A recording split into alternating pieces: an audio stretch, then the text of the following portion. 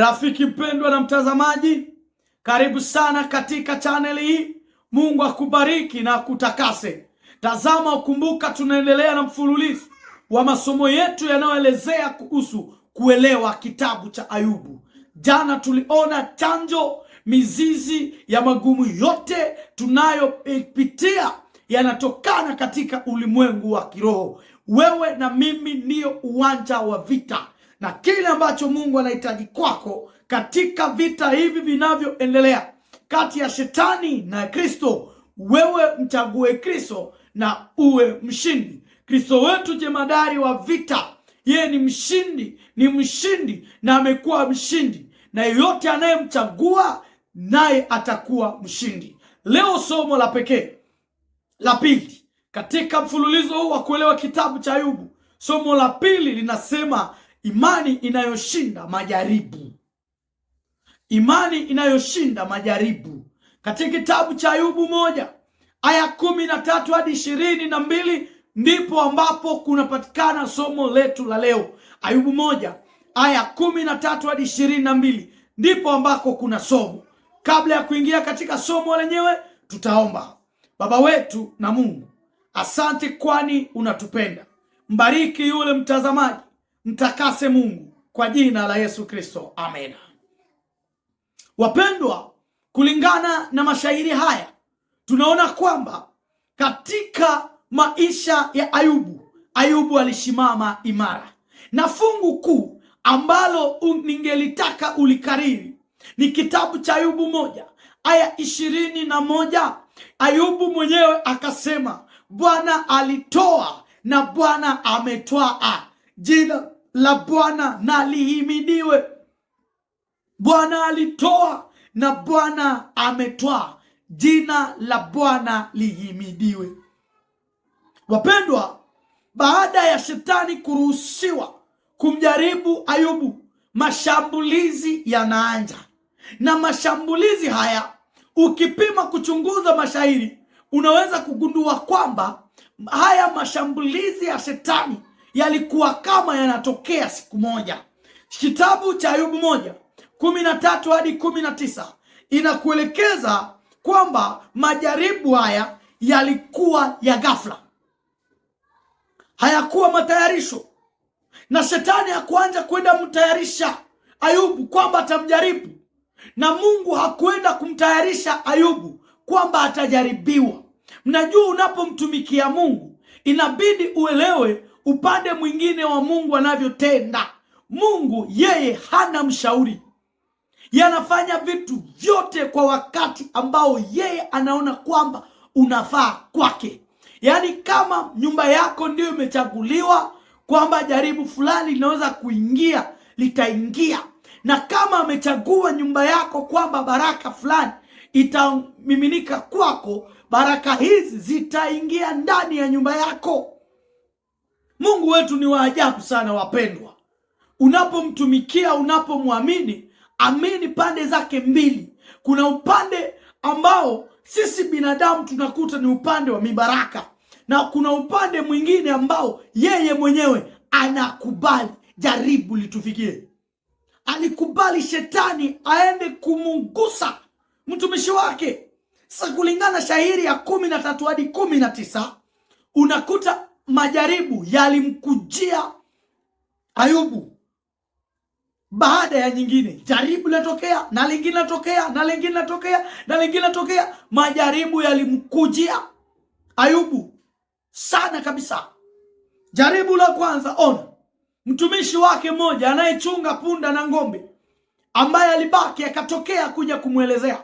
Anasema, punda na ng'ombe zako zimeenda mateka, mimi nimekuja tu kukuarifu, na zingine zilizotaka salia zimekufa.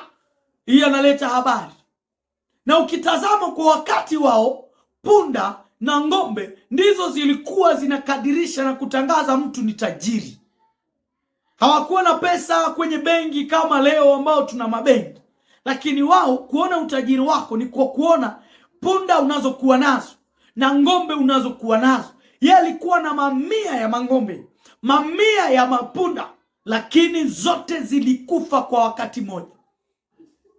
Yule anayepaza habari alikuja kutangaza habari kwamba punda za Ayubu zimeenda zote. Alipokuwa hajamaliza, amemaliza tu kidogo kutangaza habari hiyo, mwingine akatokea, anakuja kuleta habari kwamba moto umetokea msituni, umeteketeza kondoo ambazo zilikuwa kiasi cha maelfu ya makondoo, zote zimechomeka. Na alipotangaza habari za kondoo kwamba zimechomwa, moto umekuja umevamia kondoo na nyama zingine zilizosalia zimekufa. Iko naeleza, mwingine anakuja sasa, analeta habari, anasema Wakaldayo wamevamia na wameiba ngamia zote.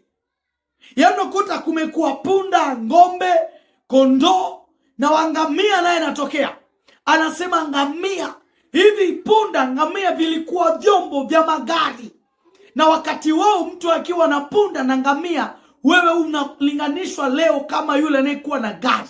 Sasa amekuwa na mamia ya ngamia, lakini zote zimetekwa nyara, Wakaldayo wamebeba. Alipomaliza, mwingine akatokea pia na habari, anasema upepo mkali umeangusha nyumba na watoto wako wote wamekufa. Watoto walikuwa 10, watoto wote wamekufa, na wale waliokuwa wanasherekea pamoja nao wamekufa pamoja. Wapendwa, jaribu hili kwa kweli tunalia kwamba tuna majaribu, lakini huyu naye Ayubu alipata jaribu za pekee. Kwa wakati mmoja ngombe, kwa wakati mmoja kondoo, kwa wakati mmoja punda, wakati mmoja ngamia, wakati ule ule kondoo, wakati ile wameeleza habari na nyumba imeanguka ya Ayubu. Watoto wakiupa, tafadhali hapana ya Ayubu, watoto waliokuwa wanasherekea kwa ndugu zao, nyumba ikaanguka na wote wakafa, watoto 10 wote wakafa. Kwa kweli duniani kuna watu ambao wameishi, wamepima kupitia magumu na maumivu kama ya Ayubu. Lakini kitu cha msingi sana sio majaribu ya Ayubu, lakini mwitikio wake ulikuwaje. Shairi ya 20, Ayubu mwitikio wake ulikuwaje? Ukisoma shairi ya 20 utakuta kwamba badala ya Ayubu kumlaumu Mungu, Ayubu kuliko kuongea na kutafuta wachawi katika ulimwengu wote, Ayubu alifanya nini? Ayubu alisimama. Ayubu akararua vazi lake kwa huzuni. Ayubu akanyoa kichwa chake kilio. Ayubu akaanguka chini akamwabudu Mungu. Alo. Ayubu amepata vitu vinavyochoma moyo wake, vinavyogusa kwenye unyumba wake. Watoto wote wamefariki, hajui atapata wengine lini, hajui vitu kondoo atatosha wapi, hajui mali zake atazipata wapi. Wote wamefariki, mali yake yote imeisha kweli kweli. Ayubu alifanya nini? Ayubu alisimama. Ayubu akararua vazi lake kwa huzuni. Ayubu akanyoa kichwa chake. Ayubu akaanguka chini akamwabudu Mungu. Wapendwa, Ayubu alilia, lakini hakutenda dhambi. Biblia haikatazi Mkristo kulia, lakini inatukataza kumkufuru Mungu. Kwenye muda wa kulia, lia, sio dhambi. Hata mtu asikunyamazi, wewe ambaye ni mchungaji, acha kunyamazisha watu kwa nguvu. Mwitikio ni tofauti. Ayubu alilia, lakini Biblia mahali na tukataza tusimlaumu Mungu, tusimkufuru Mungu. Hili ndilo jambo la pekee. Ayubu mwitikio wake ulikuwa kumkimbilia Mungu. Umepoteza mume wako, umepoteza mke wako, umepoteza watoto wako, kazi imeisha. Mwitikio wako katika hizi deception za maisha inakuwaka nini? Kazi imeisha, umekukimbiza kazini.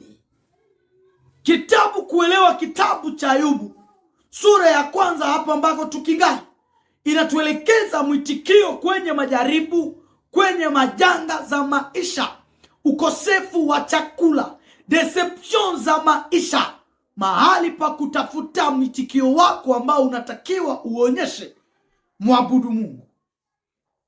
Ndio maana 21 Ayubu 1 ilituambia Bwana alitoa naye Bwana ametwaa. Hiyo ndio ilikuwa mwitikio wake. Ayubu alitambua kwamba kila kitu anachokuwa nacho si chake.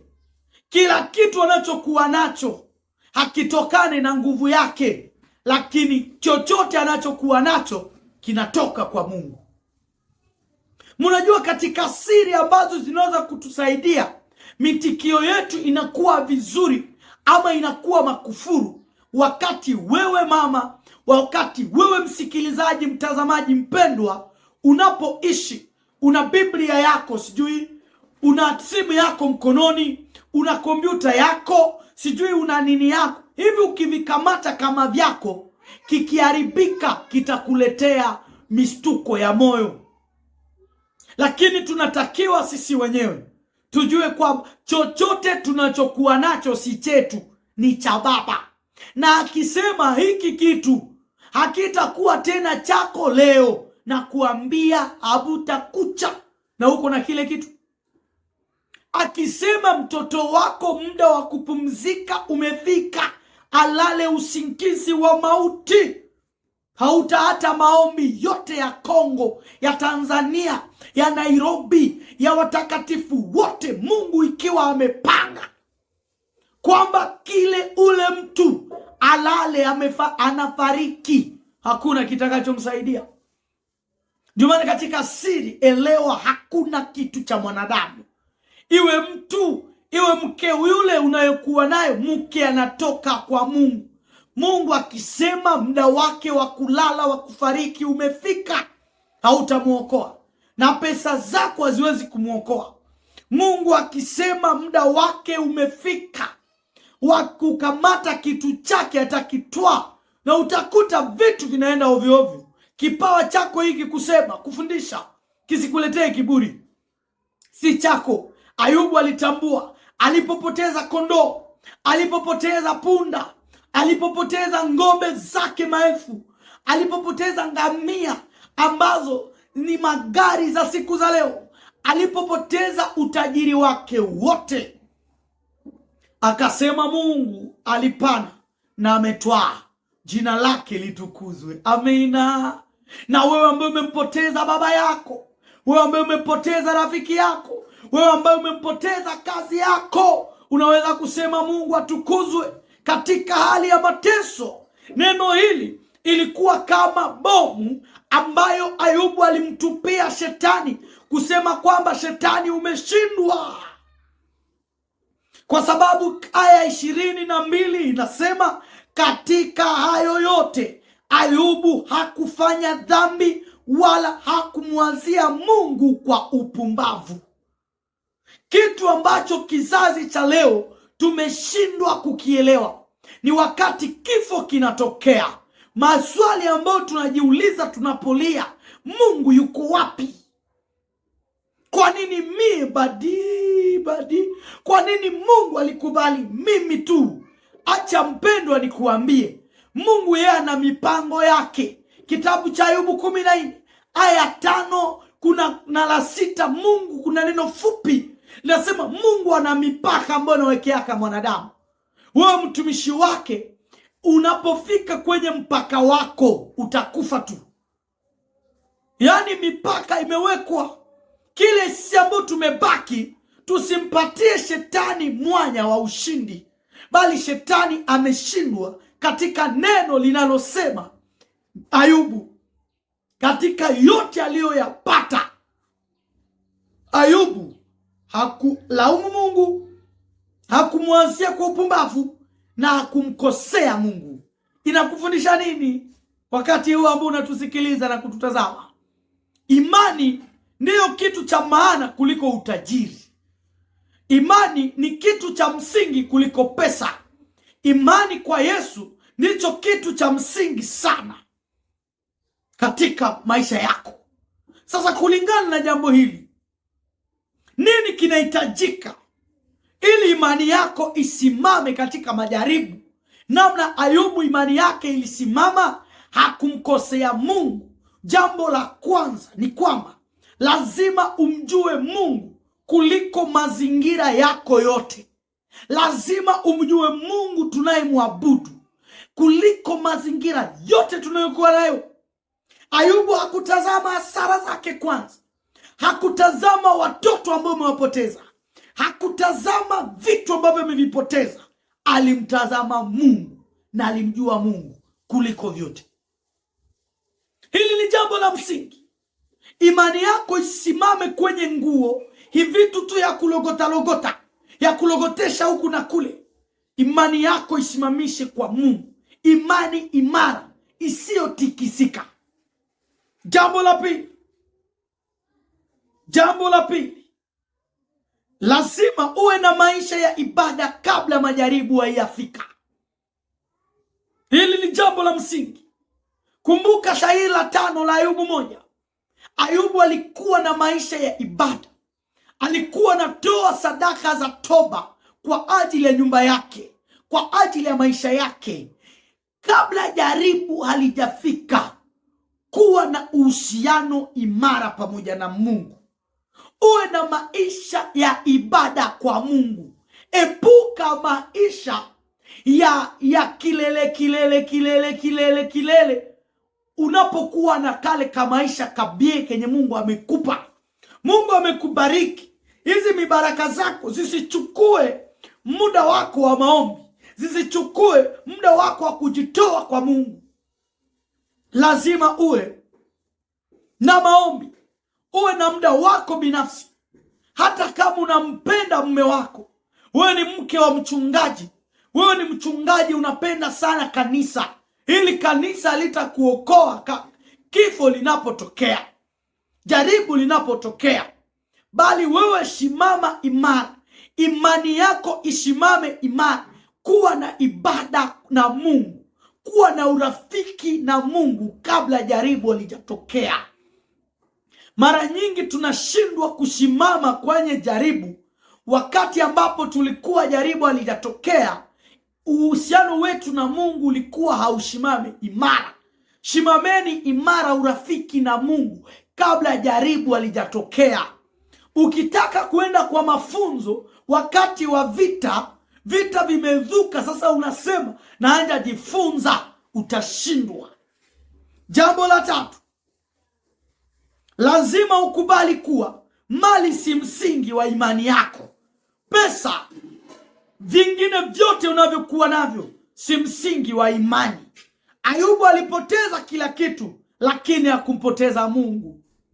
Imani ya kweli inasema, nikimpata Kristo sijapoteza kila kitu. Amina. Hii ndio imani ya msingi.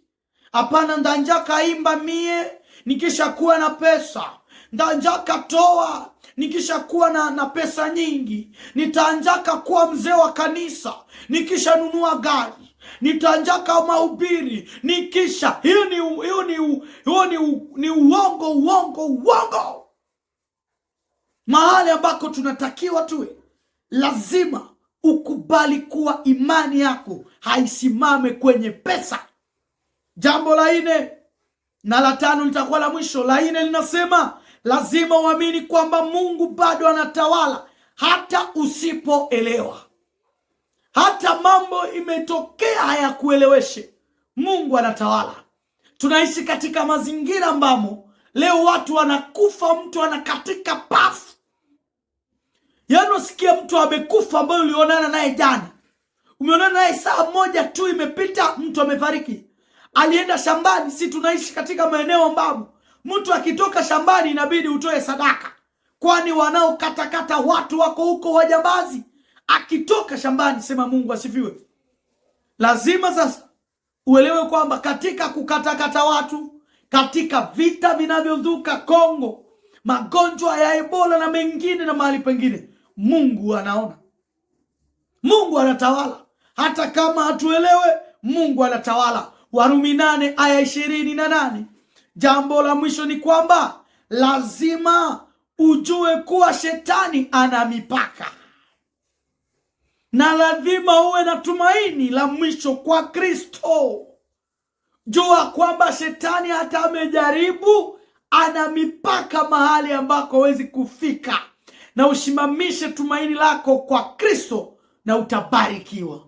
Mungu atusaidie na atupe imani hii ya kusimama imara, ya kuelewa vyote vinavyotokea kwetu, na kusaidia tusimamishe imani yetu kwa Kristo, kwa jina la Kristo ambaye ni mkozi wetu. Amina.